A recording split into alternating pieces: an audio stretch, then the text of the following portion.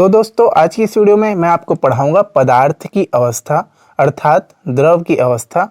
इसे पदार्थ भी कहते हैं, द्रव भी कहते हैं और मैटर भी कहते हैं इंग्लिश में। ठीक है, अब देखिए इसका एक परिभाषा है कि पदार्थ वह है जो स्थान घेरता है और जिसका कुछ द्रव्यमान होता है। अगर मैं मान लूँ ये पेन की जो नोक है ना, इसको मैं पदार्थ मानूंगा तो इसका एक निश्चित द्रव्यमान होगा और एक स्थान भी घेरेगा, निश्चित स्थान घेरेगा। ठीक है, तो यह पदार्थ है। ठीक है, इसको हम पदार्थ मान के पढ़ते हैं। चलिए स्टडी करते हैं। अब इसकी और परिभाषा है कि पदार्थ की सभी अवस्थाएं एक दूसरे से तापमान के आधार पर पृथक किया जा सकता है। अर्थात पदार्थ की सभी अवस्थाओं को एक दूसरे से तापमान के आधार पर, यहाँ पर किसी भी रूप से दाब या फिर किसी अन्य चीज़ का नाम नहीं लिया गया है, सीधे तौर पर तापमान कह दिया गया है। अब तापमान के आधार पर क्या करते हैं, पदार्थ को हम लोग भिन्न करते हैं, पृथक करते हैं। तो पदार्थ की कितनी अवस्थाएं होती है वह पहले हम लोग जान लेते हैं। तो यहाँ देखिए मैं नोट्स में बनाया हूँ कि BEC यानी कि बोस आइंस्टाइन वाली अवस्था, ठोस अवस्था, द्रव अवस्था, गैस अवस्था और प्लाज्मा अवस्था, 3, 2, 5 पाँच अवस्था है पदार्थ की। ठीक है, और इन पांचों को किसके आधार पर हम पृथक करेंगे? पांचों को हम करेंगे तापमान के आधार पर। यदि ये बोस आइंस्टाइन को हम तापमान देंगे तो वो क्या बनेगा? ठोस बनेगा। ठोस को तापमान देंगे तो वो द्रव बनेगा। द्रव को तापमान देंगे तो वो गैस बनेगा और गैस को तापमान देंगे तो वो क्या बन जाएगा? प्लाज्मा।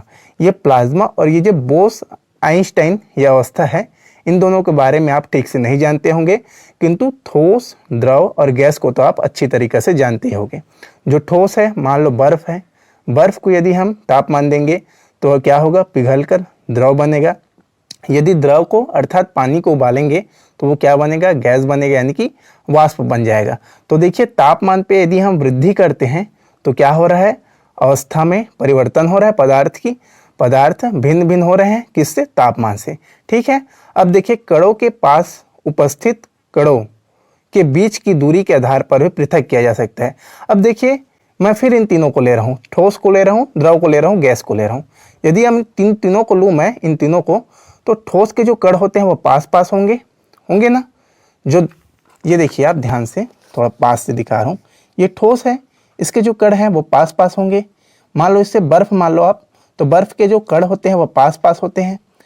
फिर यदि गर्म करूँ तो थोड़ा दूर दूर होंगे, तो क्या हो जाएगा? वो द्रव बन जाएंगे। अब द्रव को मैं और हीट दूंगा, तापमान दूंगा, तो वो और दूर दूर हो जाएंगे, है ना। तो वो क्या बन जाएंगे? गैस बन जाएंगे।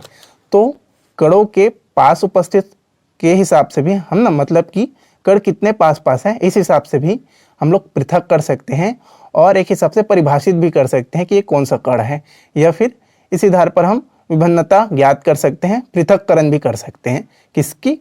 पदार्थ की, द्रव की, मैटर की। ठीक है, तो दो परिभाषा थी कि पहला क्या है? तापमान के आधार पर पृथक किया जा सकता है। दूसरा क्या है? कणों के कितने पास पास हैं उनकी उपस्थिति के आधार पर भी पृथक किया जा सकता है। ठीक है, यह भी और है, थोड़ा सा इधर दिया गया है, थोड़ा और परिभाषा। ये गैस के बारे में, ठोस के बारे में, यह परमाणुवी, द्विपरमाणुवी, त्रिपरमाणुवी ऐसा करके भी बताया गया है। बाकी मैं आपको थोड़ा अच्छा चीज़ बताता हूँ। ये BEC क्या है? -273 डिग्री पर परम शून्य ताप पर यह रहती है क्या? बोस आइंस्टाइन। ठीक है, इसके बाद और भी झमेला है, बहुत सारी चीज़ें हैं, लेकिन आपको पढ़ना कुछ नहीं है। सीधा सीधा आप समझ लीजिए, आपको कुछ नहीं पढ़ना है। आपको क्या पढ़ना है, मैं आपको सीधा सीधा बता रहा हूँ। ये जो पदार्थ की अवस्था है ना, इसमें से आता है 1 नंबर का क्वेश्चन। ये 1 नंबर का क्वेश्चन आपको बनाना है। यदि आप सब कुछ पढ़ोगे तो आप टीचर बनोगे। आपको टीचर नहीं बनना, आपको वैकेंसी पानी है, पोस्ट पाना है ग्रुप D का, है ना। तो आपको क्या पढ़ना है?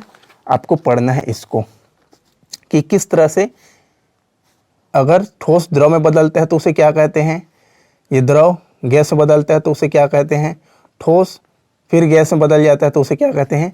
यही आता है हमेशा 1 नंबर का, और आपको इस जो अध्याय है उससे 1 नंबर पाना है। तो आपको कैसे पढ़ना है? आपको कुछ नहीं करना, ये कागज़ है, इसमें आप भी नोट्स बनाइए जैसे यदि मैं बना रहा हूँ। ठीक है, सबसे पहले आप ले लीजिए BEC यानी कि बोस आइंस्टाइन वाली कंडीशन को। ठीक है, इससे अगर हम ठोस बना रहे हैं, देख लीजिए, बड़ा बड़ा लिख रहा हूँ मैं। यदि हम इससे ठोस बना रहे हैं तो कौन सी क्रिया हो रही है, देखिए यहाँ से अगर हम लोग ठोस बनाएंगे तो इस क्रिया को क्या कहेंगे। वैसे ही यदि हम यहाँ आखिरी में आप देख सकते हैं यह प्लाज्मा है। पहले आप इसी को देखिए कि यदि इससे ठोस बन रहा है या फिर इससे द्रव बन रहा है या फिर गैस बन रहा है तो उसे क्या कहते हैं। पहले मैं जो आपके सिलेबस में है उसको पढ़ाता हूँ। सिलेबस में क्या है, क्या है सिलेबस में? सिलेबस में है ठोस, द्रव और गैस। अब यहाँ पे क्या था, BEC था और क्या था, प्लाज्मा था। यह दो मैंने आपको क्यों पढ़ाया, क्योंकि ये मैंने आपके नॉलेज के लिए पढ़ाया, लेकिन आपके सिलेबस में है ये। आपको इन्हीं तीनों की तैयारी करनी है। कभी भी क्वेश्चन ऐसा नहीं आया है कि बोस आइंस्टाइन में से ठोस में परिवर्तन को क्या कहते हैं, कभी नहीं आया है ये चीज़, तो यह आपको नहीं पढ़ना है। समझे आप बहुत कुछ पढ़ते हैं, आपको नहीं पढ़ना है। आपको क्या पढ़ना है, सिर्फ और सिर्फ आपको पढ़ना है ठोस के बारे में, द्रव के बारे में और गैस के बारे में। यही है, क्या है आपके सिलेबस में। तो सबसे पहले आप लिखिए ठोस, ठीक है। अब इस ठोस का परिवर्तन यदि द्रव में होता है तो क्या होगा, इसे हम क्या कहते हैं, इसे हम कहते हैं